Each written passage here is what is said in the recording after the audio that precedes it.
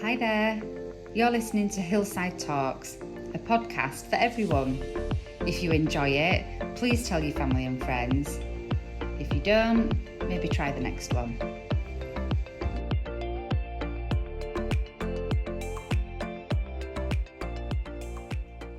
Hi everybody, welcome back to Hillside Talks. I've got a really special guest today. It's my boy Tommy.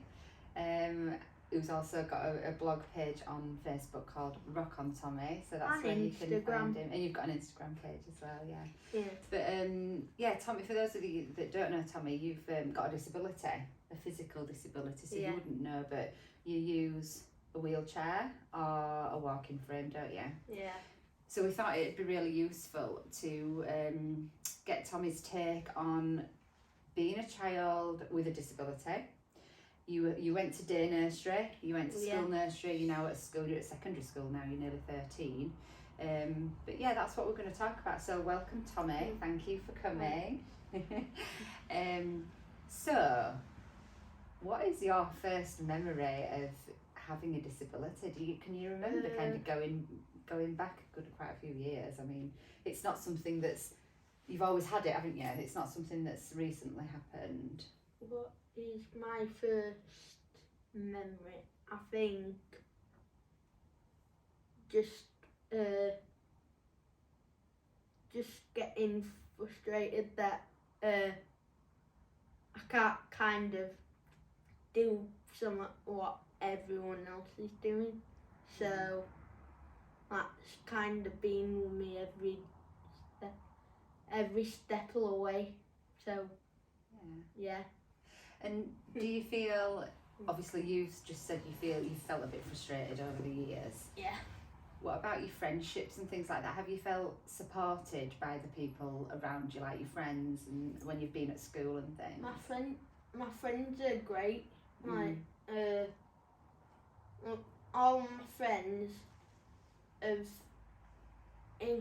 sort of include me in every conversation and walking home and I think you're right. You've got some really good friends, haven't you?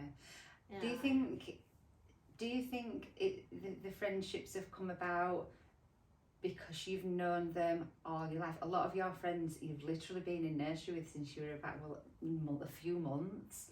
So there's been they've always known, haven't they? They've always known about you. They've always known. Yeah, they've always known about me. And I think the most important thing is they know about my disability, and whereas like new friends sort of asked, and that's still fine. Yeah. And that's still fine, but it's a bit. I get a bit frustrated about that as well.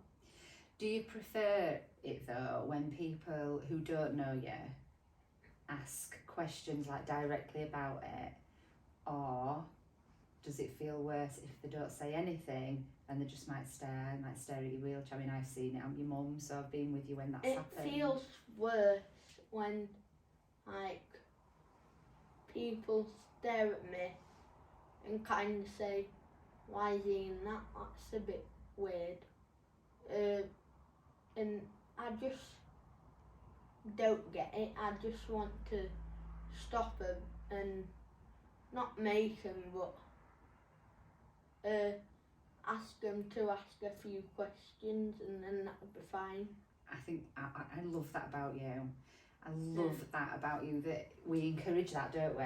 Rather than people stopping and staring and not knowing what to say and everybody feels a bit uncomfortable. Yeah. I've even seen some mum and dads and they'll go, come out away, don't look, you know. And it's like, no, it's there and you're a person. I don't like it when like people like when I'm walking home or just walking in general. I don't like it when mums or dads go to kids and see me coming and sort of direct them out of the way. I don't really like that. I think that people do that to be kind. They think they're doing Yeah, well, I think a they're nice doing thing. me a favour, but really you want people they're to really come not. Yeah. I think as well though, one of the ways that we will get change around that, Yeah. we will bring about changes by doing things like this and by saying, you know, you can ask me. I mean, you're always happy to answer questions. You're really happy to chat about your difficulties, aren't you? Yeah. Tell us a bit about, you've mentioned it a couple of times about walking home. So you go to high school now, don't you? Yeah. And it's a car journey. It is a long way. But you really wanted to start walking home. So can you remember how that's it? Because for me it were horrendous. Because like I was like to my dad, I want to start walking home. And then he just said, I'll phone your mum and see if you can tonight. I bet you didn't want him to phone me, did you? Because did you know what I might say? Yeah. I thought you'd say, no way, he's too young for that. And sort of, yeah. I was so worried. But we came up with an agreement, didn't we? Yeah.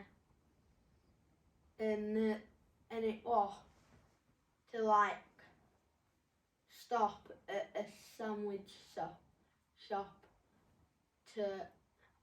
and then wait until my friends are coming up, and then I get my frame and then set off.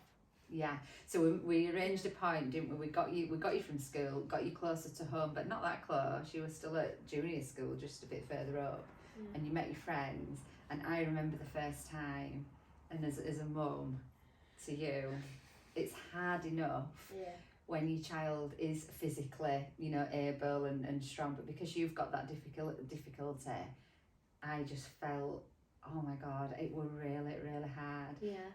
And do you know what me and your dad did while you were walking home? No, but I'm gonna get. Go on. Crying. Yeah, I cry all the time, don't I? But do you know what we did? And don't be cross at me. You might even know. What? But I made your dad stop on every street. Oh yeah, he did. Yeah, to spy and make sure you were okay. I thought his car broke down. He was just like stopping, and we were hoping you wouldn't see us. And I were walking dog, so he'd go down some streets and I'd walk dog on other streets, and we were ringing each other. Have you seen him? I'm like, yeah, I've seen him. He's on whichever avenue. And your dad would go, right, I'm on my way. And that's what we did as parents. I thought that car had broken down. I'm telling you that now because you can't shout at me in front of everybody. But out of order. Well, I'll apologise now, but can you understand? I'm so proud of you, and I feel like you're brave and you're strong, but I feel worried when you're doing big things like that, because it was a really big deal. And I was thinking road safety, and what if he trips, and what if he falls, and what if his mates go a different way. The things that go through my mind as a mum, it were really a lot. Do you get that or not? Sometimes. Yeah. And sometimes not at all. Sometimes you must get a bit. And sometimes I just think,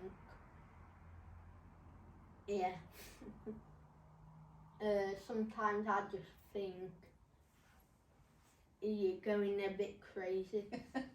I feel like I am sometimes. No, I really appreciate that, I do.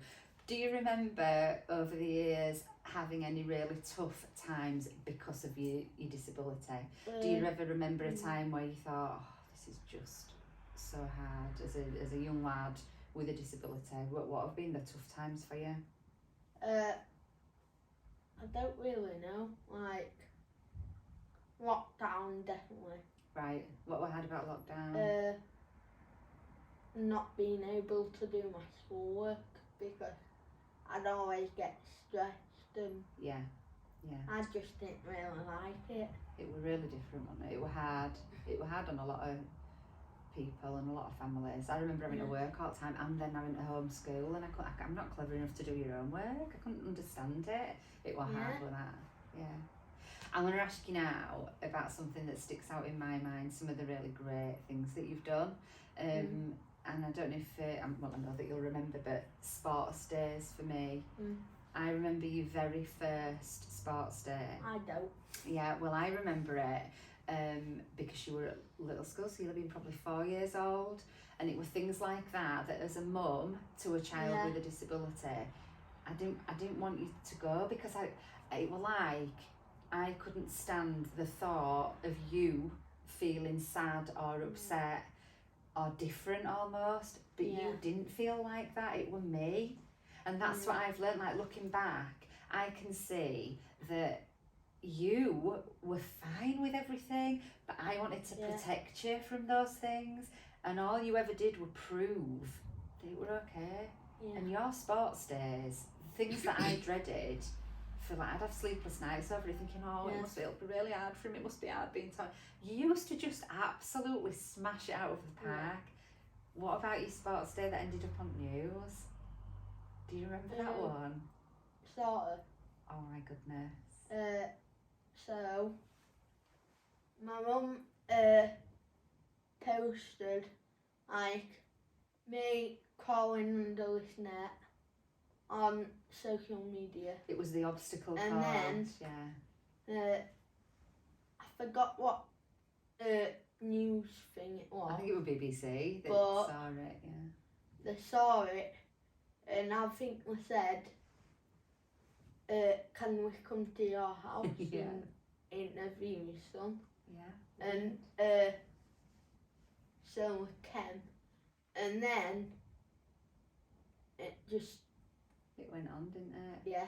But do you remember the feeling on that day? Because it were mind blowing what happened on that day. Yeah. You describe it as if it were just any other day, but can you remember what happened? Like the run up, there were all the school were cheering your name and things like that. Yeah. Can you remember that?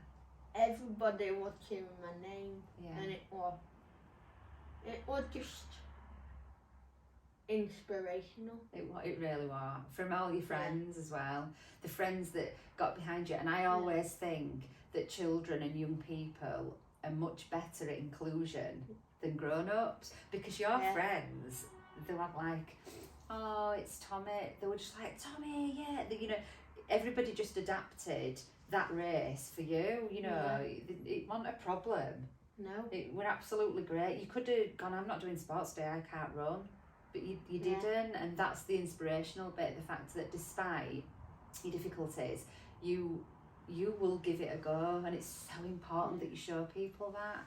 Yeah. I nearly thought like sometimes I thought I'm not going to sports day. I'll just feel left out, but I never did. No. And that's what made me keep on going. Yeah. So I guess that were about the school being so great. They were absolutely brilliant at sports days. The people that were in that school, all your friends, all the pupils there, the families that came and all supported you, and the fact that you gave it a go, that were brilliant. Yeah, definitely. I'm just trying to think from a mum's perspective, if there was somebody listening now, well, I don't know, maybe not from a mum's perspective, maybe from a child who's learning that they're a bit different and that things aren't the same for them. Yeah. What advice might you give them? They might be worried about school, they might not have a huge friendship group, they might want to be on footy team, and they're learning, actually that's not going to happen for me. What would you say to a child like that? I'd just say don't think you're different, because that's nonsense, and go out there, and I think people will love you, and then you'll make friends, and then you'll just be, everyone will know you. Yeah. I'm really proud of you for saying that. It's true. It's true. That's Yeah. your experience, isn't it? That's what you've done, and it's worked for you and Yeah. good for you. And as a mum, when you learn that things are different for your child, Yeah. and that your child may have a disability, a special need, it's like somebody's pulled the rug from under your feet. It's a lot. Yeah. And at the time, when you were only 2 and 3 and we were learning everything, Yeah. it used to feel really upsetting to me. I used to worry about you Yeah. all the time. I used to worry about you starting school. I'd worry about you not having friends. I'd worry about you when you grew up and went to secondary school. I just think, oh, it's gonna be awful. Is what I honestly used to do. I used to think that.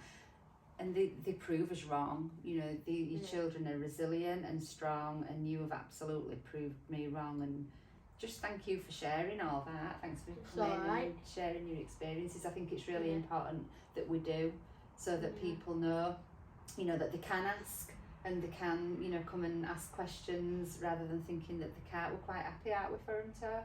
Yeah. Definitely. Yeah. That's fine, isn't it? I think we've covered a lot there. And thank you for joining me at Hillside Talks. We hope to see you again and hear about what you're getting up to next. Yeah.